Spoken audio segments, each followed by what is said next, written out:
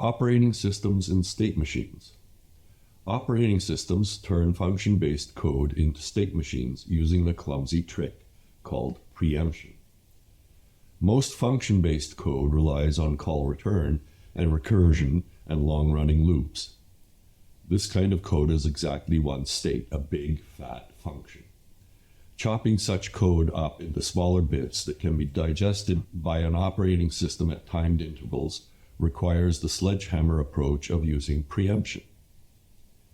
Preemption interrupts running code using a sledgehammer and saves the code's state on the stack. When the operating system deems that the code be allowed to consume another morsel of CPU time, the code's state is restored and then picks up where it left off before it was surreptitiously interrupted. This kind of trickery works okay when the code in question has only one happy path. This trick needs to be emblazoned with epicycles when the code has more than one happy path. Today's code usually has more than one happy path. Internet, robotics, blockchain, etc. are all examples of code with more than one valid happy path. Military ballistics calculations are examples of code with single happy paths. Epicycles manifest as bloatware. Lo and behold, we witness bloated computer applications. For example, to play a simple game, say Tetris, requires serious investment in a computer and paying tax to one of the operating system corporations, Microsoft, Apple, and so on. Yes, you can play Tetris on a bloated but free operating system, Linux, but you still need to buy a full-blown computer, and you pay for the operating system with your own time. States in function-based code are called continuations. Continuations have an ugly syntax when expressed as pure text. I had the displeasure of debugging someone else's continuation-based code when that someone else used continuations to the max. Others couldn't understand what was going on. I tried to explain. I found it easy to understand because I could mentally map continuations onto state machine diagrams in my head. Function-based thinkers could not do this and remained confused. The problem? Continuations are go-tos with more politically correct names. Structured programming suggests that one convert go-to-based code into a single happy path thread. In reality, there's usually more than one correct path through the code. Hence, not every problem can use this simplification of being reduced to a single path. In function-based structured code, all paths except one are considered to be erroneous and given the name exception. How to solve this dilemma? Programmers can solve this problem by removing the need for preemption and by chopping up code into smaller, more manageable bits. This is something programmers already do when they program with continuations. The control flow between small bits of code can be drawn as ovals with curved arrows between them. The control flow transitions would be triggered by small messages called events. A preemption-based operating system can be reduced to a simple function that meets out ticks to the small bits of code.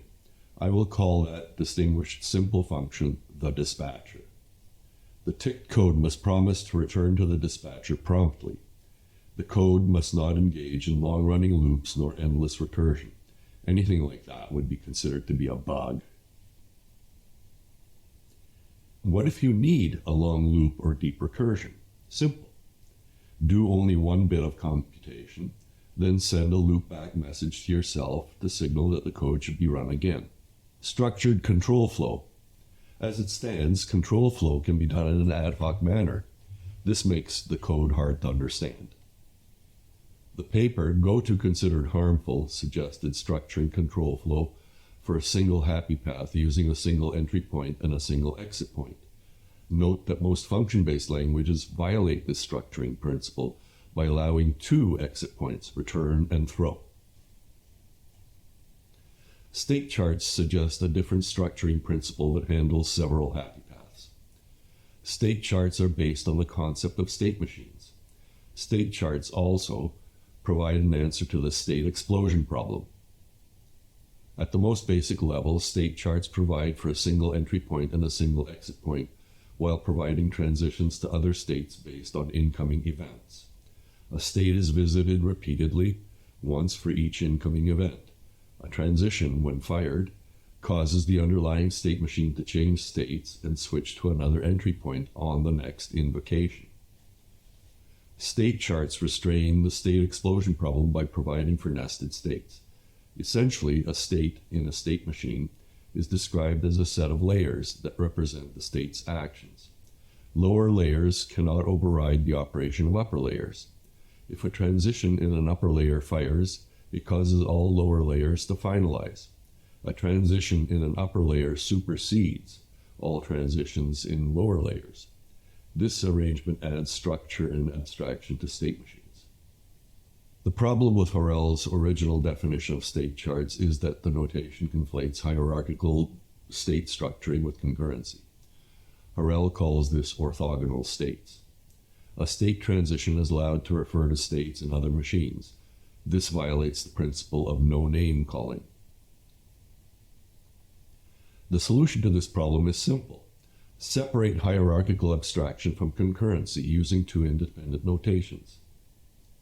I use the term HSM when discussing hierarchical abstraction and 0D when discussing decoupling that is a prerequisite for concurrency.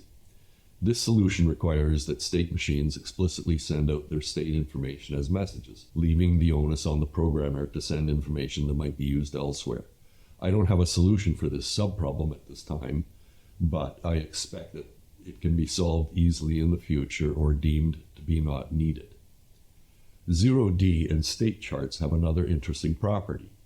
One can use drawware to write programs. Programs can be written in the syntax of hybrid diagrams instead of being written using only textual syntax.